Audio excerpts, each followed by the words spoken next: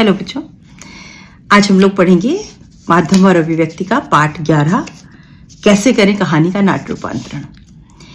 बच्चों, बहुत आसान सी चीज है, बस कुछ बातें आपको याद रखनी होगी, कुछ टेक्निकल वर्ड्स इसके याद रखने होंगे, तो इस पाठ के आप सभी प्रश्नोत्तर कर पाएंगे।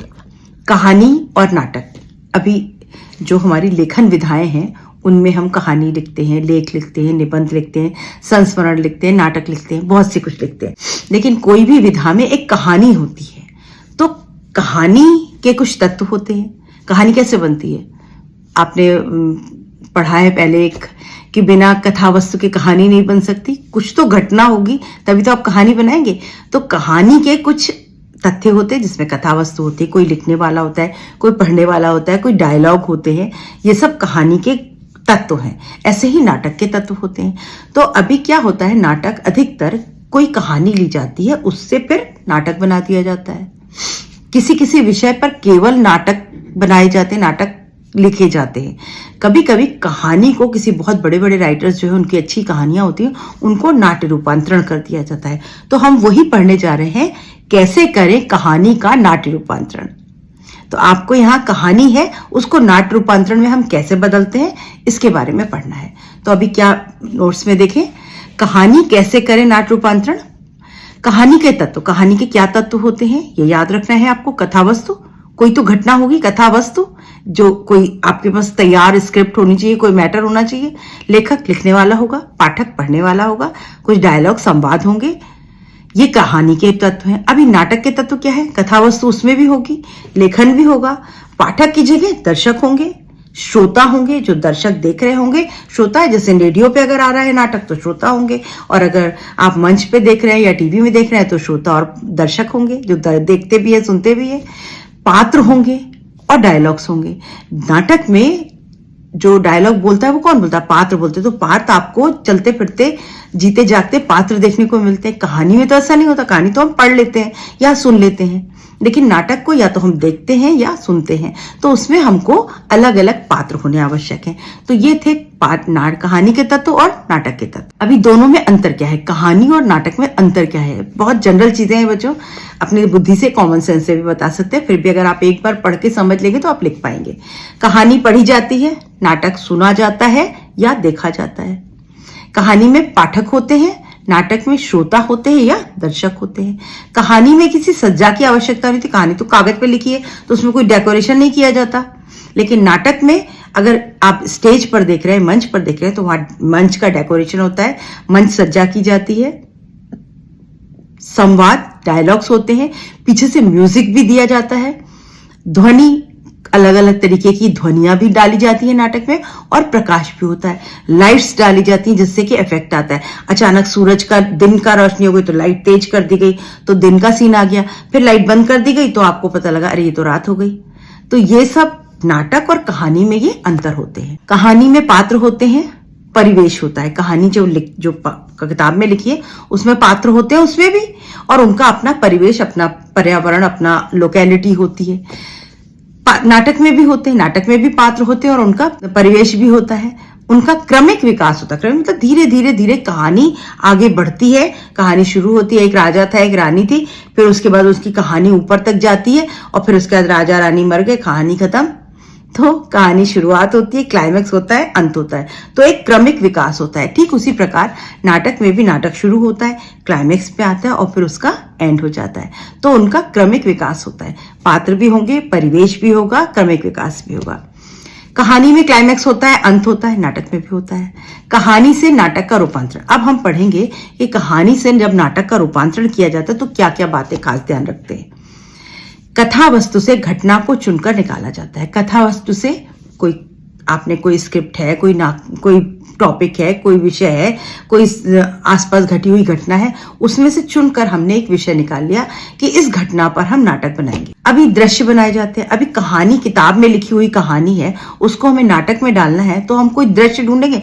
मान ली कहानी में पढ़ा, एक राजा रहा करते थे, अयोध्या में एक राजा थे, राजा दशरथ, और उनके 4 पुत्र थे। तो अब आप नाटक बनाना है तो क्या करेंगे, आप कुछ दृश्य बनाएंगे, अयोध्या का महल दिखाएंगे, उसमें राजा दशरथ अपने सिंहासन पर बैठे, उनके 4 पुत्र उनके सामने खड़े हुए हैं, कोई दृश्य बनाएंगे।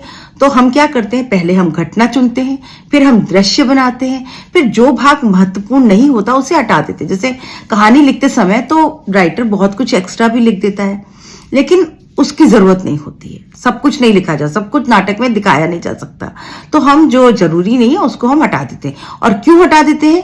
नहीं तो नाटक उबाऊ हो जाएगा। अगर एक एक चीज लिखी हुई कहानी की नाटक में दिखाने लग जाए तो नाटक उबाऊ हो जाएगा, मतलब बोरिंग हो जाएगा। एक दृश्य को दूसरे दृश्य से जोड़ा होना चाहिए। अभी नाटक में सीन चेंज होते हैं। अभी तो राजा का सीन दिख रहा था, अयोध्या का, अभी राम जो थे वो वनवास चले गए, तो अब वन का सीन आ जाएगा। तो अब जंगल हो गए, जानवर हो गए, पत्थर हो गए, तो ये दिखाना है। तो अभी महल का सीन हटेगा और जंगल का सीन आएगा, तो क्या करना पड़ेगा? या तो डार्क करना पड़ता है या कर्टेन खींच देना पड़ता है, तब आप एक उससे दूसरे को जोड़ते हैं। और बीच में कुछ वॉइस ओवर डालनी पड़ती है, कोई म्यूजिक डालना पड़ता है चेंज के लिए। तो नाटक में दृश्य जो है वो आपस में जुड़े हुए होने चाहिए। ऐसा नहीं कि अचानक तो आपने राजा दशरथ दिखा दिए, फिर रावण का सीन दिखा दिया। कंटिन्यूटी कुछ होनी चाहिए, कोई कनेक्टिविटी तो होनी चाहिए। तो दृश्यों को आपस में जुड़ा होना चाहिए, ये खास बात है। परिवेश को मंच सज्जा से दिखाया जाता है। परिवेश जो आप दिखाना चाहते हैं, अगर आपको महल का सीन दिखाना है तो आपको राजमहल, गद्दी, बड़े बड़े ऊंचे ऊंचे सिंहासन दिखाने पड़ेंगे। जंगल दिखाना है तो पेड़ पौधे दिखाने पड़ेंगे। गांव दिखाना है तो झोपड़ी दिखानी पड़ेगी। तो परिवेश के हिसाब से हमें मंच की सज्जा करनी पड़ती है। संवाद कहानी से मेल खाता होना चाहिए। अब जो भी डायलॉग बोले जा रहे हैं वो कहानी में एज इट इज होने चाहिए, कुछ मेल खाते तो हो। जैसे रामायण हमने पढ़ी, रामचरितमानस, अब हम उसका जब हम प्ले देखते हैं तो वो ऐसा तो लगे हाँ ये रामचरितमानस में लिखा है। जैसे अभी एक पिक्चर आई थी, नाम तो मुझे नहीं याद है, राम सीता पर कोई पिक्चर आई थी, लोगों ने उसको बहुत क्रिटिसाइज किया कि ये तो बिल्कुल कहानी में कुछ और है, इसमें तो कुछ और दिखा दिया गया। तो जब कहानी से बिल्कुल अलग नाटक हो जाता है तो वो जनता को प्रभावित नहीं करता। तो कहानी से डायलॉगों को मेल खाता हुआ होना चाहिए। छोटे छोटे डायलॉग्स होने चाहिए, प्रभावशाली होने चाहिए और बोलचाल की भाषा के होने चाहिए। अगर संवाद जो है बड़े हाई क्लास डायलॉग्स होंगे तो जनता को सुनने में मजा ही नहीं आएगा। पात्रों की भाव भंगिमा से प्रभाव उत्पन्न होता है। अभी पात्र जो होते हैं उनके अपने एक्सप्रेशंस जो होते हैं, नाटक में एक्सप्रेशन से प्रभाव उत्पन्न होता है, कहानी में नहीं होता। कहानी में अगर दिखाना है कि पिताजी गुस्सा कर रहे हैं तो लिखे, कहानी में लिखा होगा पिताजी क्रोध से आग बबूला हो गए, उनकी आंखें लाल लाल हो गई, ऐसा लिखना पड़ेगा। लेकिन नाटक में क्या करेंगे, हम दिखा देंगे पिताजी को आंखें गुस्से में ऐसे, तो वो उनके भाव भंगिमा से क्रोध नजर आ गया। तो कहानी और नाटक में ये अंतर होता है। ध्वनि व प्रकाश भी प्रभाव डालते हैं। अभी कहानी में लिखा है कि रात का समय है और कुत्ते और सियार बोल रहे हैं, तो ये लिखा होगा। लेकिन नाटक में क्या करेंगे, उधर से आवाज भौं भौं भौं भौं, सियार वाह वाह चिल्लाने की आवाज आ जाएगी, या लाइट एकदम अंधेरा हो जाएगा, एक छोटी सी लालटेन लेके कोई जा रहा होगा, तो वो डरावना जो प्रभाव है वो लाइट से और ध्वनि से बना दिया जाता है। मानसिक द्वंद और क्या होता है, जैसे कहानी में कोई नायक है, हीरो है, उसके मन में अपने कुछ चल रहा है, द्वंद चल रहा है, मैं इसका खून कर दूं, नहीं खून करना तो पाप है, गलत बात है, नहीं मैं इसका खून कर दूंगा।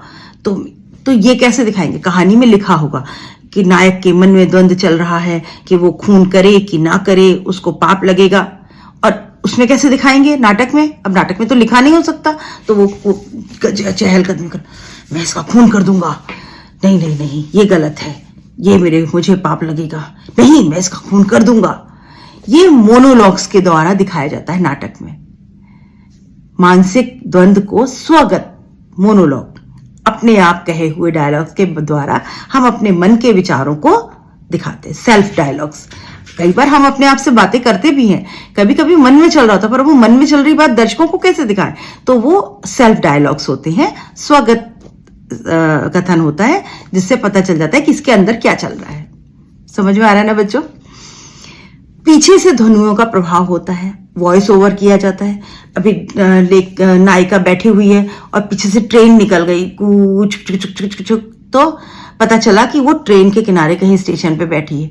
तो ये सब जो पीछे की आवाजें हैं ये वॉइस ओवर करी जाती हैं।